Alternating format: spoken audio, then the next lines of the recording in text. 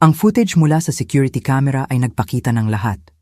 Ang aking asawa, si Cassandra, naglalakad sa tabi ng pool na nakabikini na hindi ko pa nakikita noon. Isang lalaki na hindi ko kilala ang sumisid sa ating pool na parang siya ang may-ari. Sila'y nagtawanan, naghipo sa isa't isa sa paraang nakakapagpabaliktad ng aking sikmura. Nangyayari ito sa aking sariling bahay, ang bahay na pinaghirapan ko ng 60 oras na linggo para mabayaran habang nasa opisina ako. Tinitiyak na kaya nating panatilihin ang aming pamumuhay. Pero ang mas masakit kaysa sa pagtataksil ay ang kawalan ng respeto. Hindi lang iniutos ng lalaking to ang aking asawa. Ginagamit niya ang aking pool, umiinom ng aking beer mula sa ref ko, malamang kinakain ang aking pagkain, at nagpapahinga sa mga kasangkapan na aking pinagsama-samang gawa gamit ang aking sariling kamay. Siya inabubuhay sa bahagi ng aking buhay habang ako inasa labas na kumikita ng pera na nagpapahintulot sa lahat nito. Ang pangalan ko ay Nathaniel Santos. 42 taong gulang ako at sa nakalipas na 18 taon ay nagtayo ako ng matagumpay na accounting firm sa Makati. 12 sa mga taong iyon ay kasal ako kay Cassandra. Nagkakilala kami sa isang charity fundraiser kung saan siya'y event coordinator. Maganda siya ng gabing iyon sa pulang damit na nagpalingon sa lahat sa silid. Pero ang tawa niya ang talagang nahumaling ako. Tunay na malayang tunog na nagpapahanga sa iyo na sumali kahit hindi mo alam ang nakakatawa. Ang aming kasal ay lahat ng pangarap ni Cassandra. Destination wedding sa Boracay, 150 bisita at sapat na champagne para lumutang ang isang yacht. Bagong lapag ko lang ang 3 pinakamalaking kliyente noon, kaya hindi problema ang pera. Gusto kong ibigay sa kanya ang lahat ng ninanais niya, at sa isang panahon, akala ko'y nagawa ko na. Bumili kami ng bahay sa Ayala, Alabang, ang klaseng may pool, guest house at sapat na espasyo na hindi kami naramdamang masikip. Kahit noong dumating ang kapatid ni Cassandra na si Aika para magstay ng ilang linggo. Nagbitiw si Cassandra sa kanyang event planning job pagkatapos ng kasal. Sabi niya gusto niyang mag-focus sa paggawa ng aming bahay bilang totoong tahanan. Buong pusong sinuportahan ko iyon. Sapat na ang aking kita para sa amin dalawa. Sa loob ng maraming taon, mukhang perpekto ang lahat sa labas. Pinapanatili ni Cassandra ang bahay na walang kapintasan. Nagho-host ng dinner parties na nagpapabilib sa aking mga kliyente. At pinapanatili ang kanyang hitsura na may dedikasyon na parang dating nasa industriya kung saan mahalaga ang itsura. Nagyoyoga siya 3 beses sa isang linggo. Nagpapa-hair every 6 weeks. At may personal trainer na pumupunta sa bahay 2 beses sa isang linggo. Ang pangalan ng personal trainer na iyon ay Rafael Rafi Lim.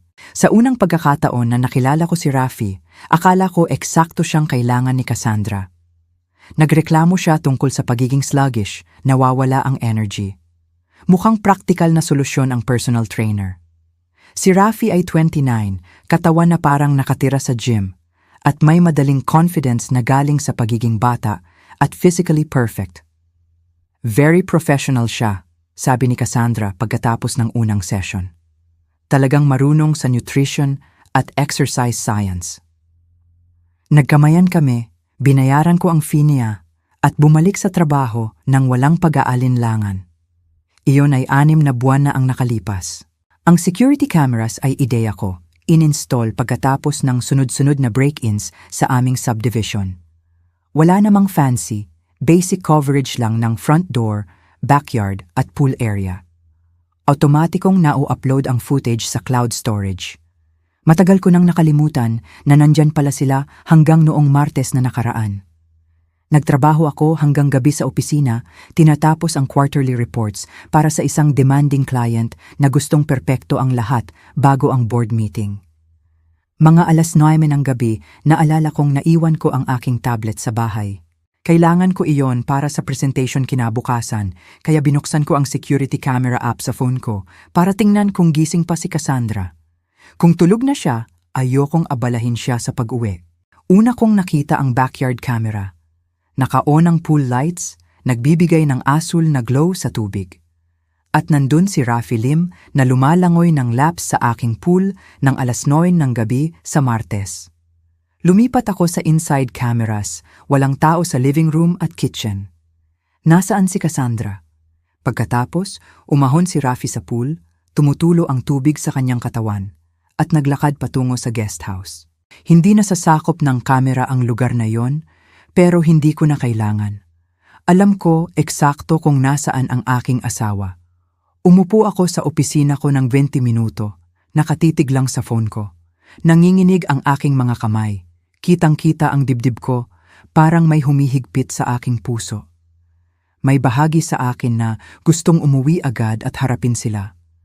Pero ang ibang bahagi, ang bahaging nagtayo ng matagumpay na negosyo sa pamamagitan ng strategic thinking, sinabi sa akin na, maghintay. Binuksan ko ang cloud storage at sinimulan suriin ang footage mula sa mga nakaraang araw. Ang nakita ko ay nagdulot sa akin ng physical na pagkasuka. Halos araw-araw si Rafi sa bahay namin sa nakalipas na buwan. Minsan umaga pagkaalis ko sa trabaho, minsan hapon, minsan gabi, at hindi siya roon para mag-train kay Cassandra, kundi para makasama siya. Ang footage ay nagpapakita ng paghahalikan nila sa tabi ng pool, paghipo sa paraang walang duda sa kanilang relasyon. Pinanood ko silang umiinom ng wine sa patio furniture ko, tumatawa sa mga biro na hindi ko naririnig, at nawawala sa guest house ng maraming oras.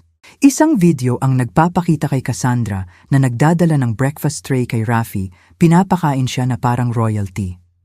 Isa pang video ang nagpapakita sa kanila na slow dancing sa musika na hindi ko naririnig, nag-sway sa twilight habang ako'y 20 minuto ang layo na nag-close ng deals. Pero ang nagpabaliw sa akin ay ang footage mula 3 araw na ang nakaraan. Si Rafi na sumisid sa aking pool, gumagawa ng mga trick na parang nag-audition para sa Olympics. Si Cassandra na sumisigaw at pumapalakpak.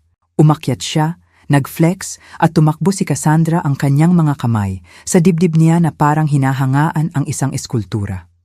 Ang lalaking ito ay tinatrato ang aking tahanan bilang personal playground at ang aking asawa ay nag-eengganyo nito. Kung sa tingin mo'y mahalaga ang kwentong ito, mangyaring mag-like sa video at mag-subscribe sa channel. Ang inyong suporta ay nakakatulong sa amin na ipagpatuloy ang pagbabahagi ng mga makapangyarihang totoong karanasan sa buhay.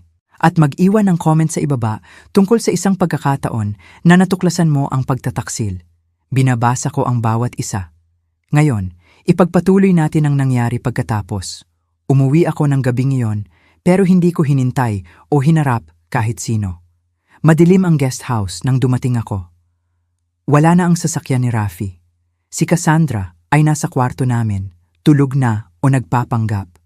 Humiga ako sa kama sa tabi ng aking asawa, nakikinig sa kanyang paghinga at na-realize na katabi ko ang isang estranghero. Lahat ng bagay tungkol sa aming kasal ay isang performance. Ginampanan niya ang papel ng devoted wife habang may affair na sobrang bastos na nangyayari sa sariling bahay namin. Kinabukasan, bumangon ako sa oras na dati, naligo, nagbihis, at pumasok sa trabaho na parang walang nangyari. Tulog pa si Cassandra nang umalis ako. Hindi ko siya hinalikan goodbye. Sa opisina, hindi ako makapag-focus. Ang aking assistant ay paulit-ulit na nagtatanong kung okay lang ako. Sinabi ko na may dinaramdam ako na hindi buong kasinungalingan, sumakit ang aking sikmura. Sa tanghalian, umupo ako sa kotse at tinawagan ang matandang kaibigan ko sa kolehiyo na si Miko Tan na nagdaan sa masamang divorce 5 taon na ang nakaraan. Binigyan niya ako ng babala tungkol sa red flags kay Cassandra bago kami ikasal, mga bagay na itinuring ko noon na selos o cynicism. Miko, sabi ko nang sagutin niya, kailangan ko ng payo. Hulaan ko, sagot niya. Sa wakas ay nalaman mo na't niloloko ka ni Cassandra. Parang suntok ang mga salita. Paano mo nalaman? Bro, matagal ko nang hinihintay ang tawag na to. Ang paraan ng pagtingin niya sa ibang lalaki sa iyong kasal. Ang paraan ng pagsasalita niya tungkol sa pera mo na parang sa kanya. Alam kong oras na lang. Nag-usap kami ng 1 oras. Nagdaan si Miko sa impyerno sa kanyang ex-wife, nawala ang kalahati ng assets, nagbayad ng spousal support sa loob ng 3 taon, pero natuto siya ng mga leksyon na handa niyang ibahagi. Idokumento mo ang lahat, sabi niya. Huwag mo siyang harapin hanggat wala kang lawyer at plano. At ano paman, huwag hayaang emosyon ang magmaneho ng desisyon mo. Pabor sa babae ang korte sa mga ganitong sitwasyon. Dapat matalino ka. Ginugol ko ang hapon sa pagkikita sa divorce attorney ni Miko, isang matalim na babae na si Patricia Patty Hernandez na espesyalista sa high-asset divorces. Sinuri niya ang security footage na ini-download ko sa thumb drive at tumango ng malungkot. Mabuting ebidensya ito, sabi ni Patty. Malinaw na pruweba ng adultery sa Pilipinas na maaaring makaapekto sa spousal support calculations. Pero kailangan natin ng higit pang financial records, phone records, anumang nagpapakita na pinlano niya ito o nagtatago ng pera. Sa susunod na 2 linggo, naging detektiba ko sa sarili kong kasal. Sinuri ko ang bawat bank statement, bawat credit card charge, bawat suspicious transaction. Ang nakita ko ay mas masahol pa sa affair. Si Cassandra ay naglipat ng pera mula sa joint account namin sa loob ng mga buwan. Maliit na halaga sa una, 25,000 dito, 40,000 doon, pero umabot sa mahigit 1.5 milyon na nailipat sa hiwalay na account na hindi ko alam. Nagbili rin siya ng mamahaling regalo na hindi lumitaw sa bahay namin. Isang Rolex watch na hindi ko nakitang suot niya, diamond earrings na wala sa jewelry box niya, leather jacket na wala sa closet niya. Lahat para kay Rafi. Hindi lang ako niloko ng aking asawa. Pinondohan niya ang kanyang affair gamit ang aking pera. Sinuri ni Patty ang lahat at ngumiti sa unang pagkakataon mula nang makilala ko siya. Perpekto ito, sabi niya. Maaari nating habulin siya sa dissipation of marital assets. Kailangan niyang ibalik ang perang iyon.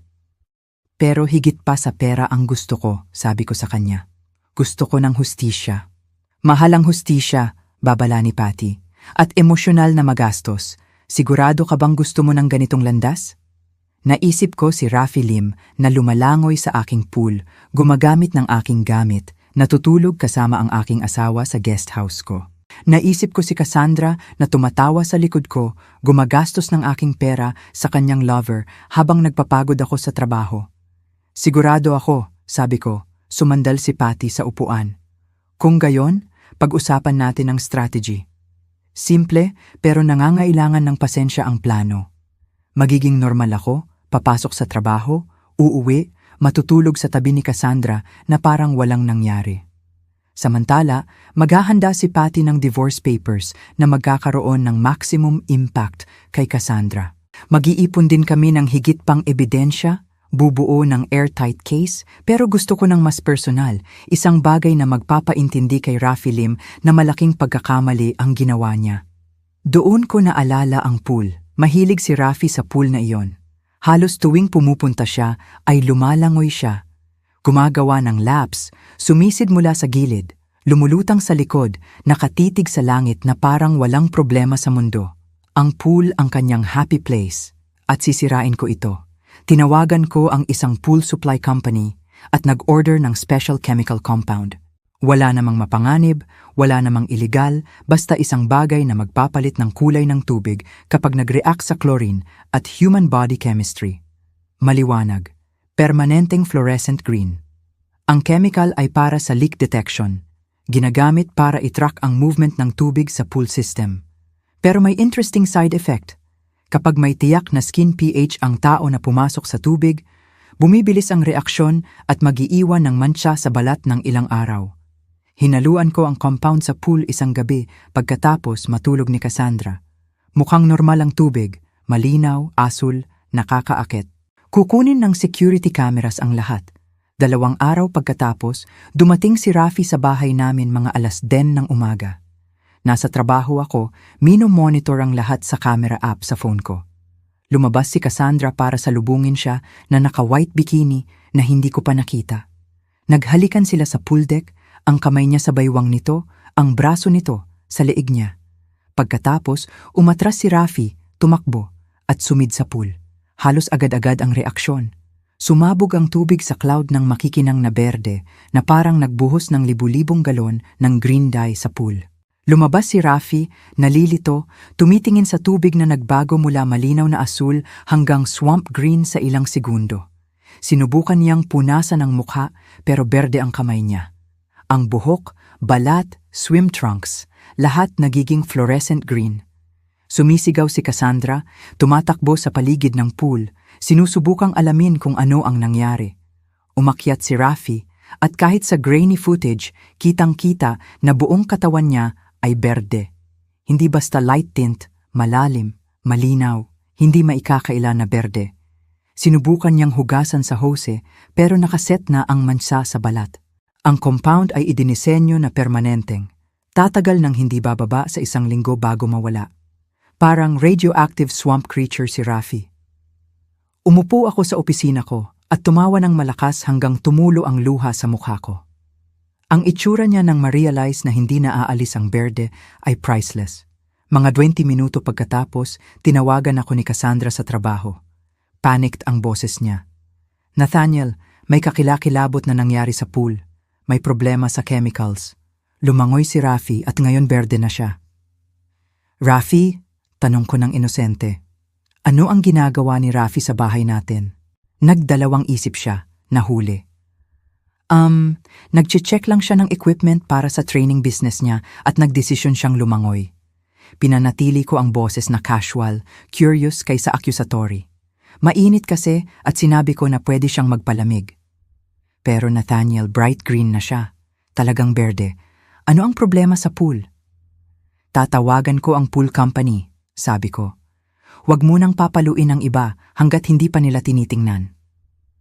Pagkatapos kong ibaba, tinawagan ko si Patty. Tapos na, sabi ko. Nakolekta na ang ebidensya at binigyan ko lang si Rafi Lim ng mark na tatagal ng 1 linggo. Tumawa si Patty. Ginawa mo talaga. Ang pool staining, bawat segundo nasa kamera. Ang pagdating niya, ang paghalik nila, ang pagsid niya, ang green explosion, lahat. Kailan mo ihahatid ang papers? Bukas ng umaga, ipapahayag kay Cassandra sa bahay. Malamang nandun si Rafi base sa pattern niya. Siguraduhin mong nasa ligtas na lugar ka kapag nangyari iyon. Babala ni Patty, hindi mahuhulaan ang reaksyon ng tao kapag nasukol. Kinabukasan, umalis ako sa trabaho sa oras na dati. 9:00 ng umaga, dumating ang process server sa bahay. Pinanood ko sa security cameras habang binuksan ni Cassandra ang pinto na naka-robe. Inabot sa kanya ng server ang divorce papers at ipinaliwanag. Dumaan sa mukha ni Cassandra ang iba't ibang emosyon ng mabilis. Shock, kalituhan, galit, takot. Pagkatapos, dumating si Rafi sa pinto, berde pa rin kahit halatang nag-scrub ng husto. Mukha siyang katawa-tawa sa daylight na parang binabad sa green paint. Tiningnan ng server si Rafi, tiningnan si Cassandra at kitang-kita ko na pinagsasama-sama niya ang mga piraso. Inabot niya kay Rafi ang hiwalay na set ng papers. Para sa'yo ito, sabi ng server. Alienation of affection lawsuit. Sinusuhan ka ng 25 million na damages. Pumutla ang berdeng mukha ni Rafi kahit sa ilalim ng mantsa. Wala namang alienation of affection sa Pilipinas, pero hindi alam ni Rafi iyon. Gusto ko lang siyang pawisan sandali bago niya malaman. Nagsimulang sumigaw si Cassandra sa server, humihingi ng paliwanag kung ano ang nangyayari. Sinubukan ni Rafi na pakikalmahan siya pero ibinaling niya ang galit sa kanya. Kasalanan mo to, sigaw niya. Sabi ko sa'yo kailangan nating maging mas maingat. Umalis ang server at pinanood ko silang mag-away sa front porch ko. Nag-gesture siya ng malakas, tumutulo pa ring berde ang tubig sa doorstep ko. Umiiyak at sumisigaw siya. Magiging nakakatawa sana kung hindi ang aking kasal ang gumuho. Sa susunod na linggo, mabilis ang mga pangyayari. Nag-file si Patty ng motions para sa emergency orders na nagpoprotekta sa assets namin. Na-freeze ang joint accounts, pinigilan si Cassandra na maubos pa ang iba. Nag-serve din kami ng notice na kailangan niyang umalis sa bahay sa loob ng 30 araw. Nag-hire si Cassandra ng lawyer, isang overpriced divorce specialist, na nagcha-charge ng mataas para sabihin ang hindi niya gustong marinig. No-fault divorce ang sa Pilipinas, pero ang ebidensya ng affair at financial misconduct ay makakaapekto sa spousal support. Sinubukan ng lawyer niya na mag-negotiate. Gusto ni Cassandra ang bahay, kalahati ng business assets ko at permanenteng spousal support. Sinabi niyang isinakripisyo niya ang career para sa kasal namin at deserve niya ang compensation. Pinigilan agad ni Patty. Ang kliyente mo ay nag-commit ng adultery at nag-embezzle ng mahigit fee 1.5 million mula sa marital accounts. Swerte na niya na hindi natin hinahabol ang criminal charges. Nawala si Rafi Lim. Bigla ang nagsara ang personal training business niya. Nag-dark ang social media accounts niya. Kumupas ang green stain, pero sa oras na yon, sirado na ang reputation niya. May nag-leak ng security footage ng pool incident sa social media. Sa loob ng ilang araw, naging meme siya. Green Pool Guy. Kumalat ang video sa TikTok, Instagram, Twitter. Nagbiro ang mga tao tungkol sa affair, sa poetic justice ng pagkakaberde, sa karma sa anyo ng kemikal. Nawasak ang buhay ni Rafi kahit pansamantala at wala akong pagsisisi kahit isang segundo. 3 buwan ang divorce proceedings. Laban si Cassandra sa bawat hakbang, sinusubukang ipakita ang sarili bilang biktima. Sinabi niyang pinabayaan ko siya, sobrang trabaho, hindi ko pinahahalagahan. Sinubukan pa ng lawyer niya na sabihing sadya kong nilason si Rafi, na nakakatawa sana kung hindi absurd. Harmless lang ang chemical, nakakahiya lang. Sa huli, patas ang settlement ayon sa legal standards pero pakiramdam ko panalo. Minimal spousal support si Cassandra sa loob ng 2 taon, sapat lang para makabangon. Ang kotse niya at personal possessions lang. Yun lang. Pinanatili ko ang bahay, ang business at karamihan ng assets namin. Ang 1.5 million na ninakaw niya ay ibinawas sa settlement niya. Noong araw na lumipat siya, tumayo ako sa driveway at pinanood siyang mag-load ng boxes sa rental truck. Parang tumanda siya, pagod sa stress ng divorce at public humiliation. Sana masaya ka na, sabi niya ng may pait habang dumadaan sa akin. Palapit na, sagot ko. Pagkaalis niya, naglakad ako sa bahay room by room. Magkaiba na ito, mas magaan na parang nabawasan ng bigat. Malinis na ulit ang pool, professionally serviced at na-restore sa orihinal na kondisyon. Tumayo ako sa gilid, tinitingnan ang malinaw na asul na tubig at walang naramdaman. Walang galit, walang lungkot, walang pagsisisi, puro kapayapaan. Tinawagan ko ang aking kapatid na si Daniel ng gabing iyon. Sumusuporta siya sa buong divorce, regular na nagche-check sa akin, tinitiyak na hindi ako nalulunod. Tapos na, sabi ko sa kanya. Wala na siya. Ano ang pakiramdam mo? Honest na relieved. Dapat nakita ko ito nun pa. Tahimik si Daniel sandali. Alam mo ba ang sinasabi ni nanay dati? Kapag ipinakita sa iyo ng tao kung sino siya, maniwala ka sa unang pagkakataon. Tama siya. Ipinakita sa akin ni Cassandra kung sino siya mula pa sa simula. Isang taong pinahahalagahan ng pera at status kaysa tunay na koneksyon. Isang taong kayang magsinungaling na may ngiti. Isang taong nakikita ang kasal bilang transaksyon kaysa partnership. Masyado lang akong in love para makita iyon. 6 na buwan pagkatapos ng finalization ng divorce, iba na ako, iba na ang buhay ko. Ibinenta ko ang bahay sa Ayala, Alabang. Masyadong maraming masamang alaala. Sa halip, bumili ako ng mas maliit na place sa BGC, isang modernong loft na malinis ang linya at walang pool. Umunlad ang accounting firm. Lumalabas na kapag hindi ka emotionally destroyed ng failing marriage, nakakapag-focus ka talaga sa trabaho. Nag-take on ako ng 3 bagong major clients at nag-expand sa business consulting. Nagsimula rin akong makipag-date ulit, casual muna, coffee or dinner lang sa mga babaeng nakilala sa pamamagitan ng friends o sa professional events. Wala pang seryoso. Hindi pa ako handa sa seryoso. Pero pagkatapos, nakilala ko si Julie. Siya ay financial analyst sa isang tech company.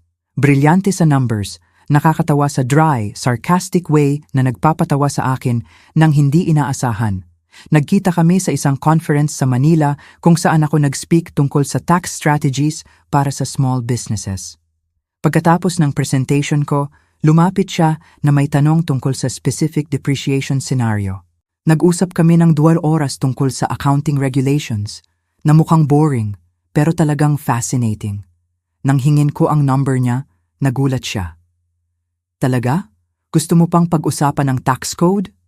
Tumawa ako. Baka hindi tax code specifically, pero siguradong higit pang usapan kasama ka. Nag-usap kami sa phone tuwing gabi sa loob ng 2 linggo bago ang unang totoong date. Nung nagkita kami para sa dinner, parang pag-uwi. Madali, natural, komportable. Alam ni Julie ang tungkol sa divorce ko.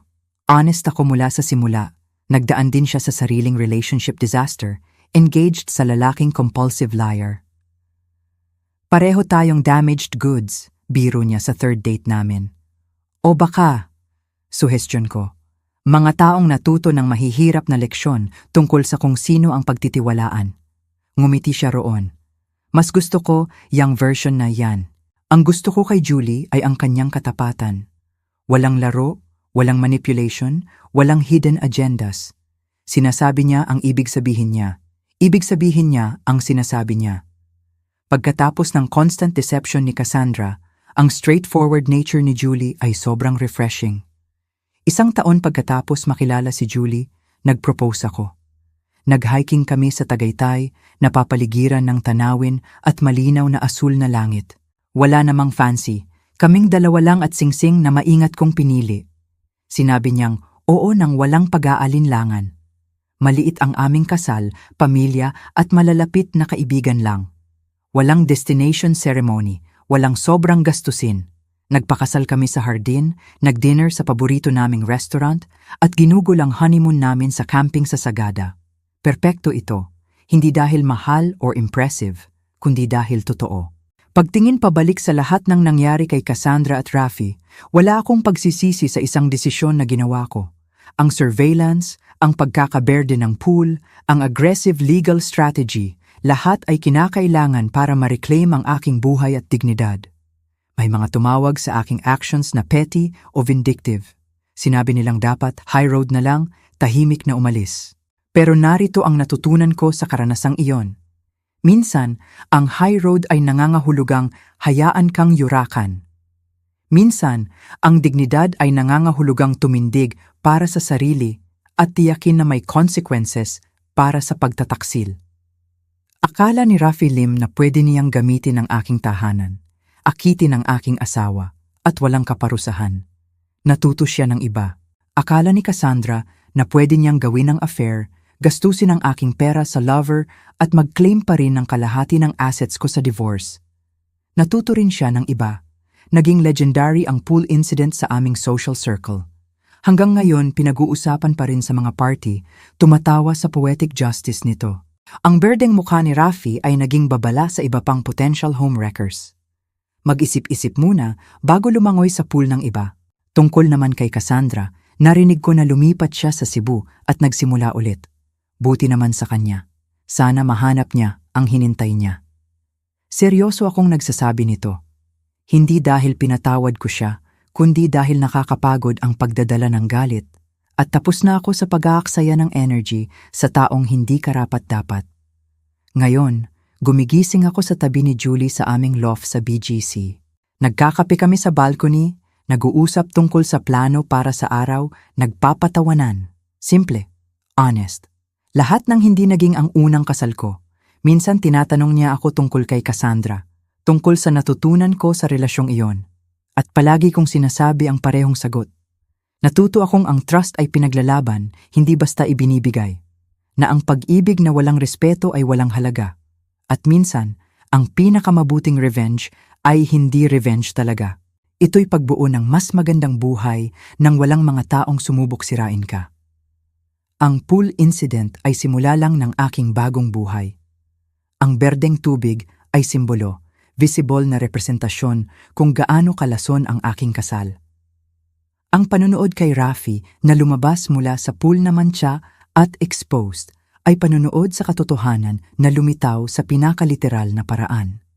At ang katotohanang iyon ang nagpalaya sa akin. Kung nahanap mo ang kwentong ito na mahalaga, kung ito'y tumama sa sarili mong karanasan ng pagtataksil at pagbangon, mangyaring i-share ang video na ito sa taong maaaring makikinabang. Mag-iwan ng comment sa ibaba tungkol sa sarili mong journey sa infidelity o divorce. At mag-subscribe sa channel para sa higit pang totoong kwento tungkol sa ordinaryong tao na nahaharap sa extraordinary challenges. Dahil ang totoo, lahat tayo ay nahaharap sa mga sandali na sumusubok sa atin. Mga sandali kung saan kailangan nating magdesisyon kung sino tayo kapag gumuho ang lahat. Pinili kong maging strategic, protektahan ang sarili, tiyakin na maihatid ang hustisya, at gagawin ko ulit iyon sa isang tibok ng puso. Ang tubig sa pool na iyon ay nagberde sa loob ng 1 linggo. Pero ang clarity na nakuha ko mula sa karanasang iyon ay tumagal ng panghabang buhay. Minsan kailangan mong makita ang lason para maintindihan kung gaano kalason ang iyong kapaligiran. At kapag nakita mo na, hindi mo na maiiwasan. Maaari mo lang magdesisyon kung ano ang gagawin pagkatapos. Pinili kong i-drain ang pool, linisin ang tubig at magsimula ng sariwa. Hindi lang sa pool, kundi sa buong buhay ko. Pinakamabuting desisyon na nagawa ko.